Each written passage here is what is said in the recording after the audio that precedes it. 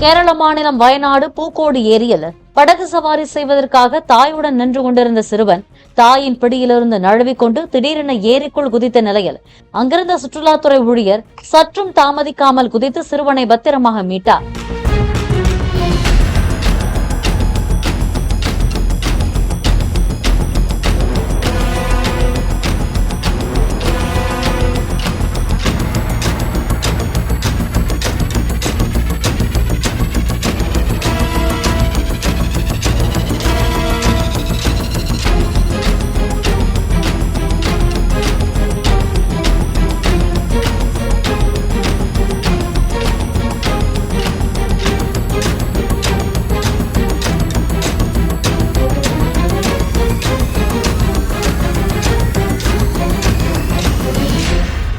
Play store மற்றும் app ஸ்டோரில் இருந்து பாலிமர் செயலியை QR கோடு மூலம் பதிவிறக்கம் செய்யுங்கள்.